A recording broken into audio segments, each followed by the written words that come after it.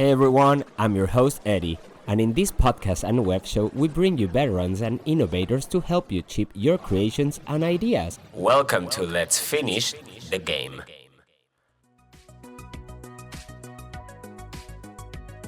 Our first guest is Pascal Luban, a French game designer with over 3 decades of experience. He led the multiplayer level design on Splinter Cell, Chaos Theory, and Pandora Tomorrow, served as a creative director for Wanted, Weapons of Fate, and more recently, he has been helping out tons of game enthusiasts with his new courses and masterclasses on game design. Today, we're going to be talking about his journey, lessons learned, and advice for Game Jam participants and devs tuning in. Pascal, welcome to the show. Could you tell us where you're calling from and how you're doing today? Thank you, Eddie, and hello to everyone. So actually, I'm calling from my office. I live in France. In the Paris suburbs. So that's where I am. Awesome. Let's start with your origin story, Pascal, because every game dev, everybody loves an origin story. So if you had to explain your path in game design, how would that story be? Your very starts in this in gaming. Okay, it's a long story, but I'll try to make it short. A long time ago, which is over 30 years ago, I used to play video games, and more importantly, I was also an avid role-playing game. That the kind of role-playing games you play around a table, with a dungeon master, and players. So that was what I was doing, and at that time also I was working for Panasonic France, so I was doing marketing.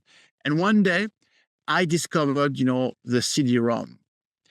And when the CD-ROM arrives, I suddenly realized that it's going to be possible now to do games with a lot of content.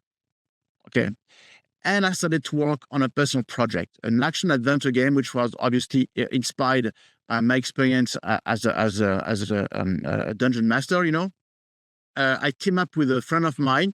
We worked on this game project for about a year. A long time. We invested, time and money in it. We presented it to publishers, to Creo Networks, to be clear. And they said the product is great, but it's too expensive for the time. So my friend gave up. I thought to myself, well, what do I do? Do I also give up? Or do I just bite the bullet, as we say, and I just quit my job and go into game development? And of course, I did the crazy choice. I decided, to quit my job and to go into, game design. And so I developed a new game concept, a new project, which I showed to publishers. And that's how I got into the job of being a game designer. That's the story. Interesting story, Pascal. And if I'm not mistaken, your first game, your AAA project was Alone in the Dark, no? Yes. How was this experience, and what was the first real lesson about, making games back in this first big budget project? Okay, that was Alone in the Dark, The New Nightmare, which was the 4th episode in the series, and developed by Darkworks. And it lasted about 3 years, 2.5 years development. It was a bit chaotic because the studio had no experience developing a game, which at that time was very big. There was not even off-the-shelf game engine, so we had to develop our own 3D engines. And the game was supposed to run on PlayStation 1, so you can imagine how limited we were by the hardware. So it was very, very intense. So basically, no innovation on the game system, but all the work rested on the level design. So actually, I did most of the level design on this game. That's how I spent most of my time. And I say it was very chaotic. Eventually, we released the game and it was pretty successful. But one thing that one lesson I've learned from this experience is that people don't read design documents. If you want them to design what you have in mind, of course, you have to write detailed design documents, which I was doing, but it's not enough. You must take the team by the hand and explain to them what you have in mind. It sounds shocking, but that's the truth of what I've learned, in this development. And when you have to convince the management, again, don't expect the management who is overflown with job, to go in detail and go over your work, you must take the time to write like a shorthanded, like a summarized version of your game mechanics and explain it to them and sell them to them. In other words, you must all the way through, you must explain, justify everything you do. Otherwise, if anything goes wrong, you will lose everybody's support. So that's something I've learned. It's a lesson I've learned from that development. Yeah, and it's very interesting that that you're saying this, like that you have to justify everything. So it's mostly, knowing the whys, right, and the reasoning why everything is being done, like that decision is being made, like why this level design, why this like trade off in game, right, in order to make the best decisions for the project. Of course, because the thing is that in a game studio, everybody believes they have better idea than you. It's very creative environment. I can see that. So it's the thing is that you always need, to be ready to defend what you've done. So every meeting, and this is something again a lesson I've learned. Every single meeting I had, even if it was with just my few people around me or the whole studio, I prepare them. So I spend a lot of time preparing my meeting. So I was sure that my points would just come across. Awesome. And was it this the first project? Because you were mentioning that you had your first endeavor, like in gaming, on a much shorter scale. But was this the first project that made you think, I'm actually becoming a game designer now? I made it into like, high stakes AAA game design. No, before Alone in the Dark, I worked on another project. And remember what I said earlier on, when I decided to go freelance, to leave my marketing job and try to learn game designer. So I came up with a project, which was it was called Magica Arte. It was a multiplayer duels, a magic duels game, a bit quick, but with spells and so on. So I presented that to publishers, and one of them told me, well, it's interesting. It's not for me. It's not for us. But I know a studio who desperately needs a game designer. So they put me in touch with this studio. Their name was Virtual Studio, which at that time, 30 years ago, was one of the largest studios in France. And that's how I got game designer on a project they had, which was called Angel Quest, which was an action adventure game on PlayStation. So that's how, I got, my first job as game designer. I remember Virtual Studio, and if I'm not mistaken, they were working on the Smurfs games before, right? And they were, was it micro something that it was Microide. The one that acquired them. I can see. And after this project, what was your next project after Alone in the Dark? Because I was like very interested, like when we were first talking on our first chat, that you're working in Splinter Cell, which is like also like one of my favorite franchises, and you were telling me like stories about this. But after Alone in the Dark, you worked for you didn't jump right straight away into Ubisoft. You had another project. No, yes, I worked for about a year and a half as level designer on a platform games for children, which was also a PlayStation and PC project. And then, yes, I got with Ubisoft working on Splinter Cell, Pandora Tomorrow, yes. Awesome. And well, most people, and maybe it's because, the series is out there on Netflix, they recognize the Splinter Cell, as a stealth franchise, the single player, the light mechanics and spies and all of this. But you were deeply involved in the versus multiplayer for Pandora Tomorrow and Chaos Theory. When you think back to that era, what's a design problem that you were proud of solving in the Splinter Cell multiplayer?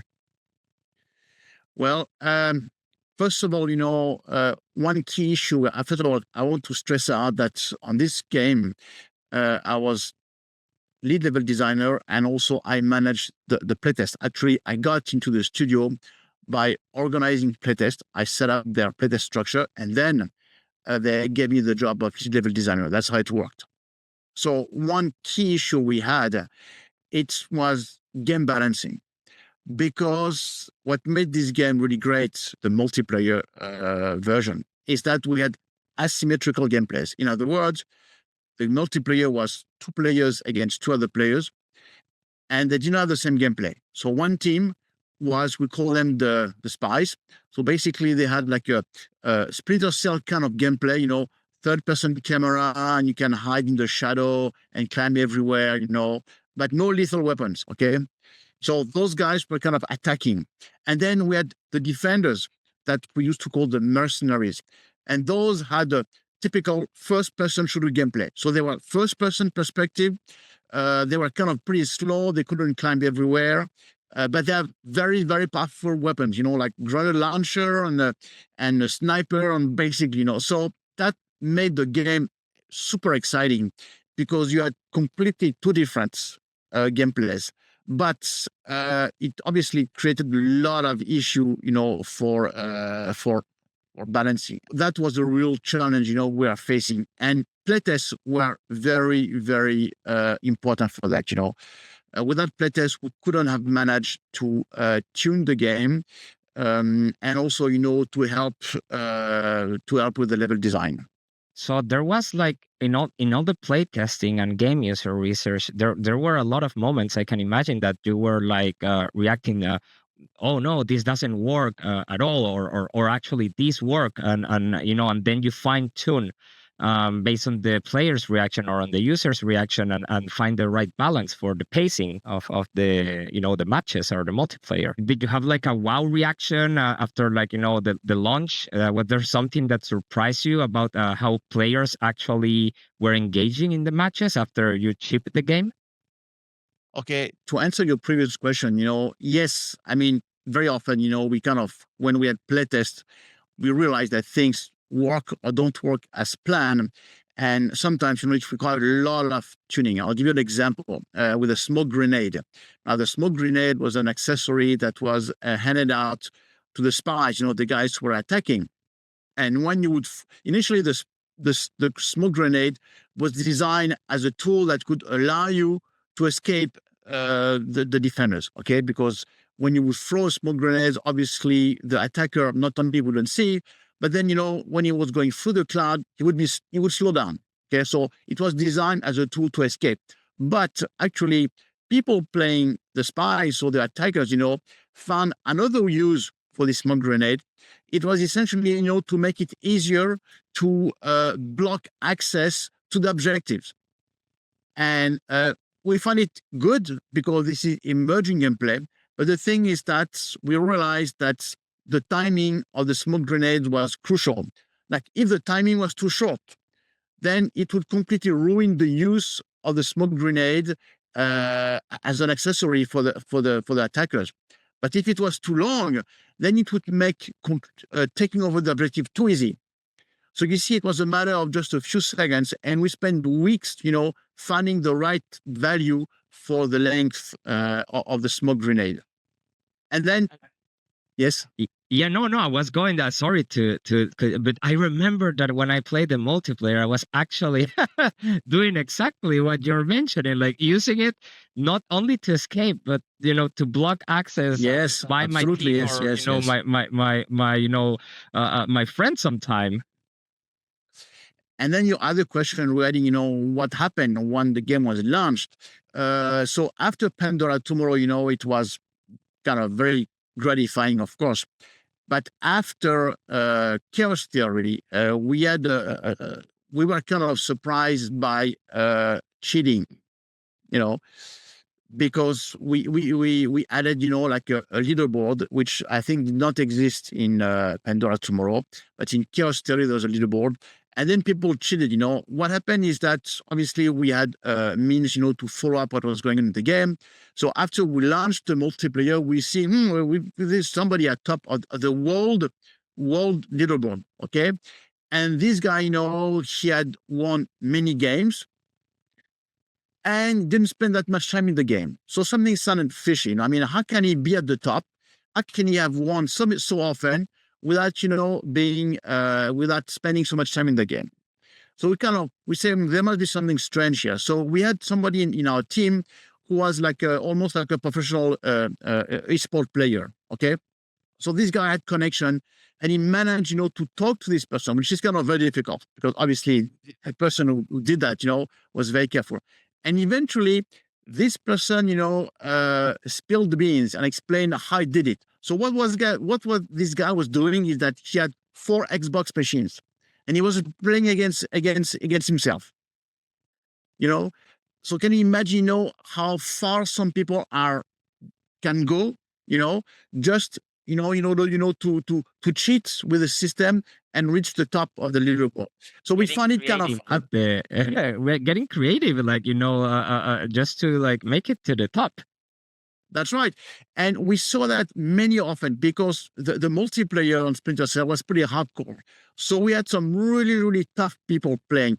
And some of them, were trying to break the system. They would cheat if they could. They would take advantage of, map weaknesses or any weakness in the game system, to take advantage, because the only thing that was important was just to win. So that was like a lesson, that kind of we learned. We didn't expect to have people, so hardcore into winning and beating everybody. And this was this. I remember the times of Splinter Cell. I was a huge fan. I am still a huge fan of, like, the single player and the stories and everything. And this was the proper game that kind of launched or propelled the multiplayer like at the large scale. Because I remember it was it pushed the Xbox Live system. The multiplayer. The online component of Xbox. And it was like a huge boom. I remember those times, and people were like so into the multiplayer aspect of Splinter Cell and all the other games that launched around the time of the Xbox era. It's probably not the only one, that it did contribute, to the success of the Xbox Live. Yes. And now I wanna talk about after you ship a game, the post-launch reality. Because when making games, post-launch, and exactly how you were like talking about it, is where you learn the truth or most of the lessons. What's one lesson that you learned after launch, like something that you couldn't have known during development? Well, when we released Pandora Tomorrow, we kind of realized the game is very hard. Okay. And one of the, we got little remarks from Ubisoft. Okay. But they say, well, for the next iteration of the multiplayer, make it easier for people, to onboard the multiplayer. Okay. So we did the tutorials, we even had some kind of, the player even had to pass some kind of exam in order, to unlock the multiplayer. So we tried to teach the game, but when the game launched, we realized it didn't work. We realized that no matter how much teaching you do, well, people, the game was very, very, if the game is hard at the heart, even with the best tutorial, you're never going to teach the game. So one consequence, one lesson we learned is that if really we want to open up this multiplayer mode to the mass market, okay, we must drastically change, the game system. And one idea we had at that time, and I was still there, is that we should split the development into paths. One path, we should continue doing what we do. In other words, we should keep the mode as it is for hardcore gamers.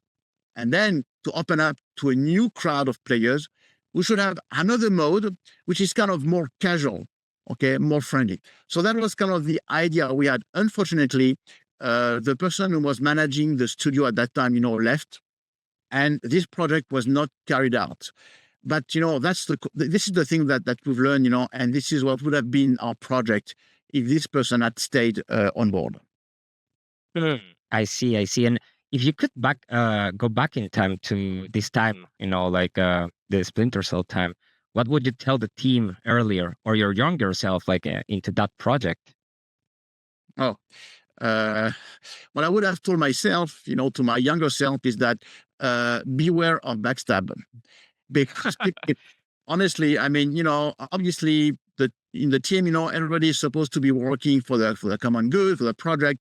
but many people have private agendas, So basically, they fight for themselves, and they won't hesitate, to stab you in the back if they think it's to promote themselves. And this is something I've seen in many studios, So just don't be naive, and even if be friendly with everybody, but be aware that people are so friendly, can just backstab you. And I think that would be like even like good advice for our listeners and the people like tuning into the podcast, because it's one of the harsh truths that good advice that must be taught. Yes. Because we are in a highly collaborative like environment, right? But Yes. sometimes like even it would take one person or a few people on a team to kind of like slow down the process or put like because you work towards a milestone, you work towards a goal, but even like one Yes. person can make the difference. Like like you were mentioning that one person left the project, and that was crucial timing. So it can have like a high impact on a game or like on the whole create. That's right. Yes. Love it, Pascal. And after this, you were mentioning that one of your games, like after the Splinter Cell time, was the One Hope that Yes. won an award. If I'm not mistaken, you were saying that it was in Germany, right? An award in Germany. Dublin, in Ireland. Sorry, in Dublin, in Ireland. Yes. How did you react to like was that your first like recognition award, like one in gaming environments, like in a creative project? Oh, it was one of the greatest moments in my life. I mean, I congratulate you on a Splinter. So for me, that's like chef's kiss. Like I enjoyed those games. I mean, the first great moment came when the publisher said, our game has been nominated. So we were among like 4 or 5 games which has been selected. So that was already great. And then 2 weeks later, he called me back and said, "Hey, we got the award." So wow, that was fantastic. Yes. Actually, you probably can see in the background, the award. It's in my office. Interesting. That's very, very amazing. Yeah. That's it. That's it. That's amazing, Pascal. And after the One Hope, you jump into more roles that involve like more creative direction. Yes. You move into creative director for Wanted, or for a Wanted game that is it's based on a movie. It's or it was based at least on the movie adaptation. So I wanted to talk about that shift, like from level designer more into like a creative direction. What changes when you move from designing parts of the game to shaping the creative direction? Okay. Yes, that was also a great experience. So I work on the game spin-off based on the Wanted movie franchise. The movie with James McAvoy and Angelina Jolie. So the chance we had is that our publisher was Universal, and Universal was obviously the company that was making the movie. And the idea was to release the game at the same time as the movie. So we worked with the team doing the movie. It was great. We went to Prague, and we saw the actual shooting of the movie. So we saw so it was really interesting. So that was a fantastic opportunity because Universal, gave us a lot of freedom, to do that. And I came on the team from the very first start. I was one of the first employees, to work on the project. And I realized this is very different from game designer, creative director. And essentially because, first of all, I had to take into account, I had to merge, game systems, level design, and storytelling. Everything had to be coherent, and everything had to support each other, which is kind of complex, because we tend to say, well, this is level design, this is the story, this is the game system, separately. But when you are a creative director, you have to make sure that they all support each other. So that was the first challenge. Another one also for me was to develop new production documents. When you're a game designer, you work on design documents, which are kind of very detailed. When you're a level designer, you work on the level designs. And again, you design like almost every meter that the player is going to go through. But when you work at a higher level, then you need to have new production documents, which kind of gives like a bird's eye view of the level design. You need to design documents that explain, how the story will merge and so on. So I had to kind of invent, I would say, like new production documents, without the details of design documents, but, with the right information. So the client, which was Universal, could support our work, and also for the rest of the team, to understand what was my intention. And the third thing also I discovered, it's the importance of selling my vision to the client, because the client in that case, and it's often the case, Universal was not, those guys didn't know much about games. So you need to explain to people who don't play games themselves, who don't understand, why those features are important. So there's a lot of explanations. And I think one of the key quality of a good creative director is that he has to be kind of diplomat, a bit professor, because you need to explain vision and needs to convince people who don't necessarily have the same background as he does. So yes, that was a very interesting position, not an easy one. In many productions, creative directors are often, the first guys, to be kicked out, when something goes wrong, so we are on an ejection seats all the time. I can only imagine like James Bond, like with the ejector seat. Yeah, a little bit like that, yes, yeah. Yeah, I've met other creative directors, and I've noticed that many of them are, can I say, very political. So they know they're on an ejection seat all the time. So they are very careful about what they say and to whom they talk and so on. So yes, they know that. You were mentioning earlier that one of the first things that you learn, and I think that this is a skill that you grasped early on in the career, early on in games, bleeded out. I mean, and you carried this like knowledge and was useful to you when you were creative director, because you mentioned that people don't often read design documents, and so the more detail, even if you make it like super deep, so that is skill that you said right now, that you have to invent like new design documents so that you could explain better to the clients and all of that. I can only imagine that that learning played a crucial role for you to have like better like present the idea, sell the idea, be explaining, maintaining the vision with the team, and all of this.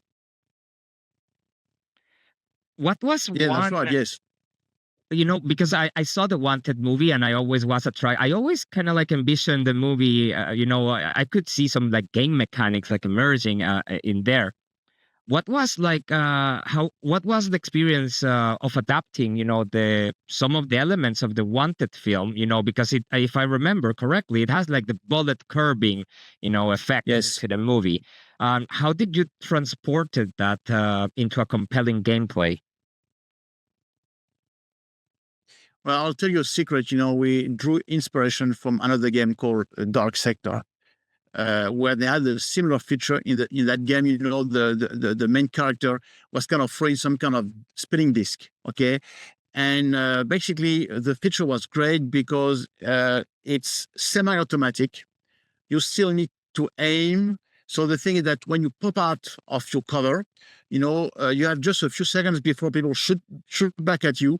And you need to properly, control the trajectory, and then you throw your disc.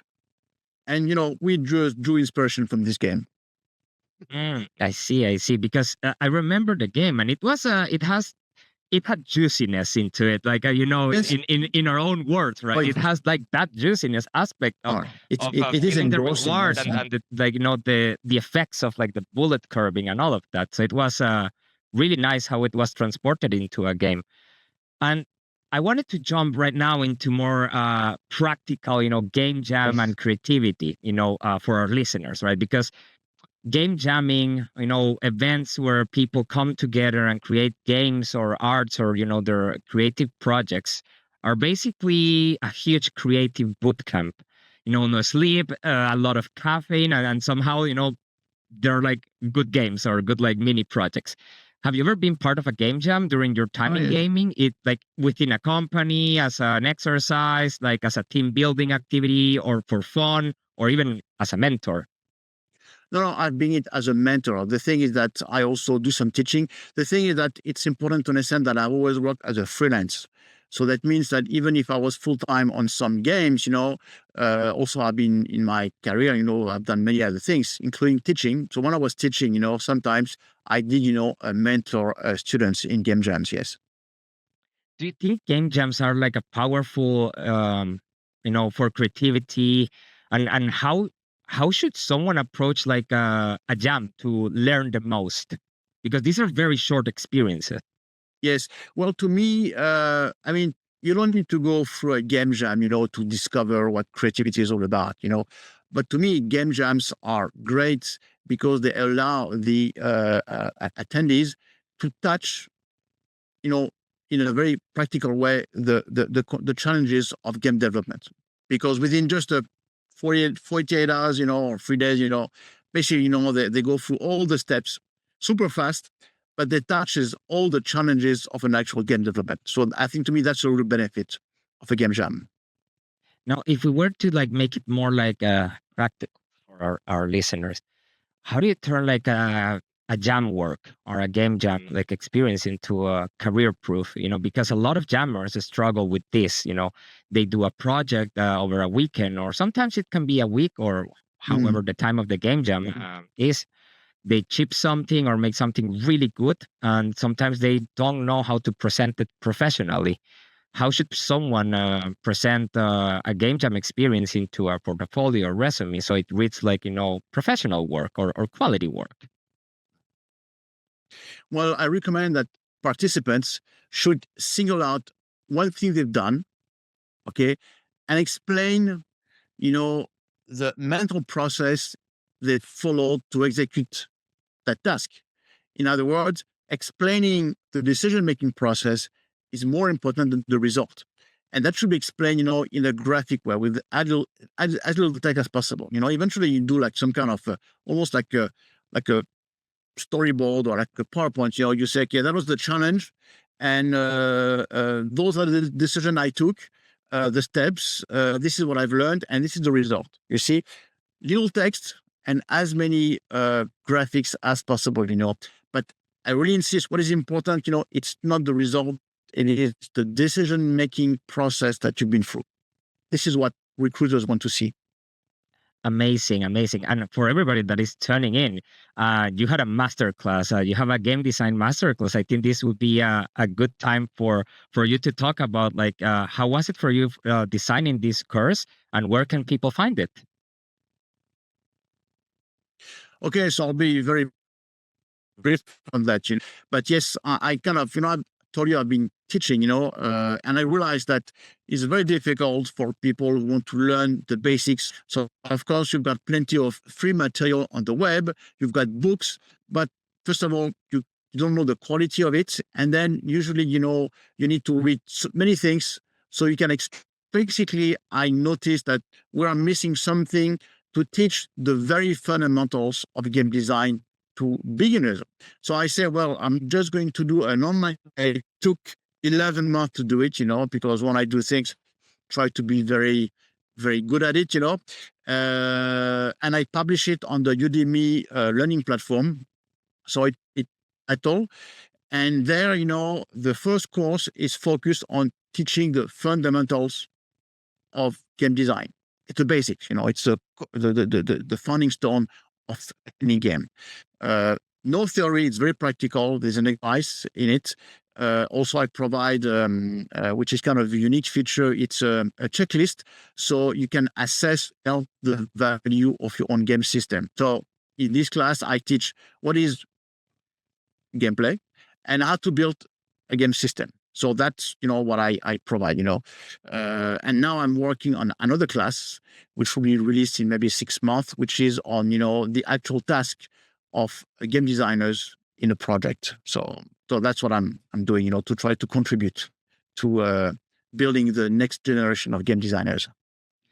Amazing, amazing, Pascal. No, I was only getting deep into this because it would be important, for like coming game jammers or like in the future game jammers, like if they want a little bit more of grasp to, prototype in these like boot camps, right?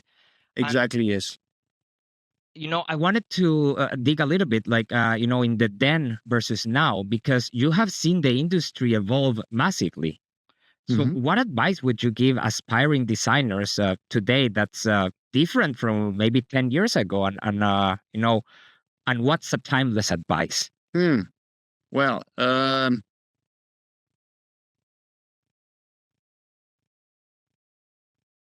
I would recommend people to pay attention to social skills. Social skills are things you don't learn them in schools, but they're indispensable in everybody's life.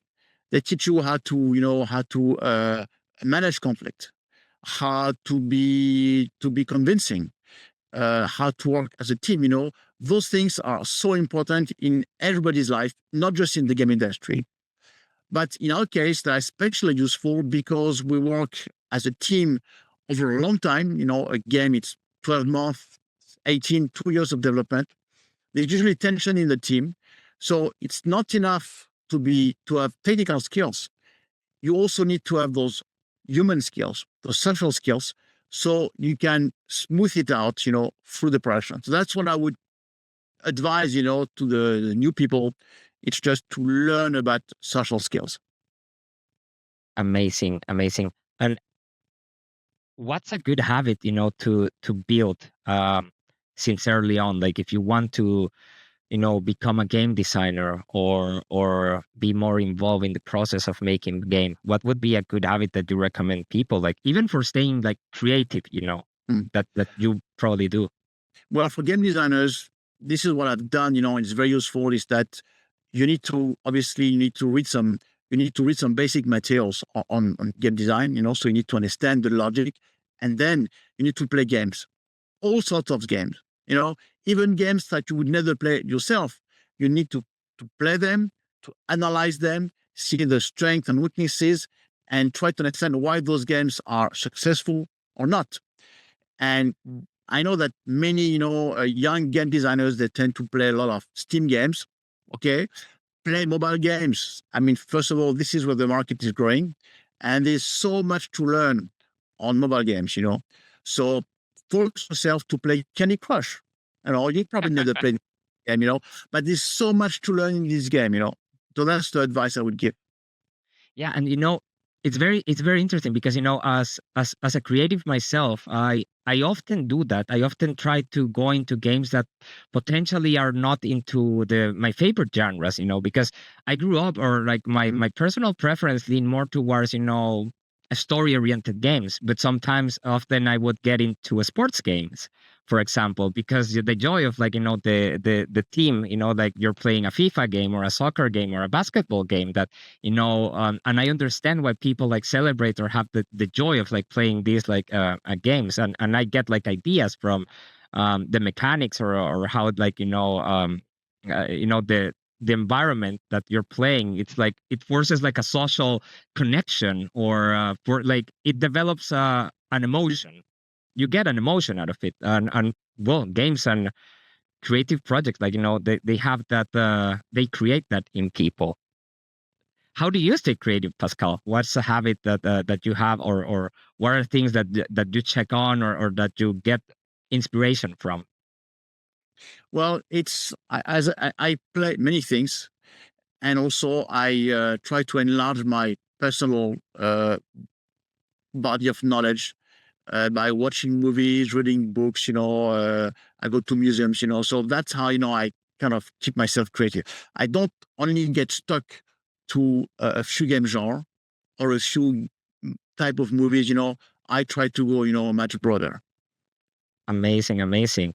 And that's I because I'm a fan of Kojima's work, and I guess that you're going to be familiar with, Kojima's work or games. But often he says in interviews, and when you read his book about creativity, he often says like, "Oh, my body is like 80% movies, or 80% like creative work, and 20% like this and that." So it's also kind of like an advice that he gives on creativity, which is I have taken, because I watch a lot of, I often like criticize and consume a lot of media.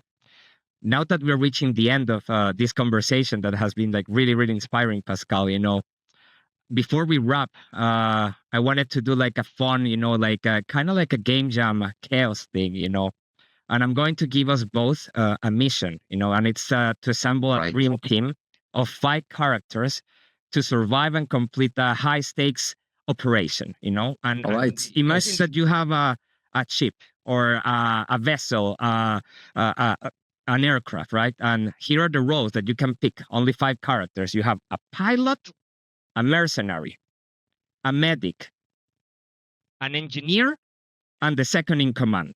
So it's these are really, really like important roles. But the rule and the constraint is that you can only pick 1 character per universe. So if, for example, I say Mass Effect, I can only pick 1 character from the Mass Effect, franchise. What would be your picks? Okay, give me the category again. Right. Pilot. Yeah. All right, I can go first. And first the pilot. I think that my pilot would be, and you can choose the same. But I think that my pilot would be Fox McCloud. Okay, mine. You're going to be surprised. It's Christopher Blair, and this guy was played by Mark Hamill in the game Commander, Wing Commander 3. So it's a 30 years old game, science fiction game. And actually Mark Hamill, is playing in this, he was doing the cutscenes, and he was playing the guy named Christopher Blair. And that was the character you were playing in the game, Christopher, all right, good. Now, the second one will be a mercenary. In my case, I think that for my mercenary, I would pick Sam Fisher, just because he's one of my favorite characters. I think that he would perform good as a mercenary in my chip. Okay, I would go for somebody much tougher. I would go for, the main character in Gears of War, Marcus Phoenix, Nice. The mercenary, basically, you don't want him to think, basically, you just want him to be a brute, going. Yeah, you want him to act. Yes. To perform. All right. He's my tank. Yes. The third one would be a medic. And this is going to be an interesting pick for me, because usually I would pick, from a shooter game like a medic or somebody, but I had a good time playing Resident Evil 5 in the cooperative campaign with it was Chris Redfield, but also it had Sheva Alomar, and she was like the partner on this like game. So I would pick Sheva as the medic. Okay. There are not that many. Most medics in games are crazy doctor, they're insane. So positive one, I would go for the one in Metal Gear Solid games. I think her name was Naomi Hunter, if I remember well. Oh, interesting choice. Now we're down to 2. The engineer. For my engineer, I think that I will pick from Mass Effect, actually, Garrus. I think it's perfect for the role. All right. Okay. Now I know which one for me. I played the game, I finished it a few weeks ago in Days Gone. I would select Ricky, who is, the girl who kind of fix up, motorcycles, with almost nothing. So that would be my engineer, Ricky. I forgot her last name, but yes. Good. For the last one, the second in command, if something happens to the pilot, this is the person that will have to steer, take control, but also has a good influence on the team dynamics. For my second in command, this is one difficult, but I'm gonna go with a wild choice. I think I'm gonna pick Batman. Oh, yeah. I think that he will have a plan. Even if there's no plan, he will have a plan for that. You are right, yes. Okay, I would go for somebody maybe a bit more mundane, but you need somebody with a cool head, and I will go for Nathan Drake from Uncharted. Good. And it would be a funny team dynamic, between your team, my team, but we're gonna leave the audience to pick which one they like, or which ones are their options in this fun dynamic But Pascal, thank you. I think this was genuinely super useful on interesting conversation. I hope that you had like a good time talking to me and also like spreading your wisdom and tips and advice for our listeners. Thank you. And for everyone watching, listening, or tuning in, if you're in Finland or anywhere in the world, join a jam, make something small, play test it, and finish it. That's the whole vibe. That was Let's Finish the Game. See you next time.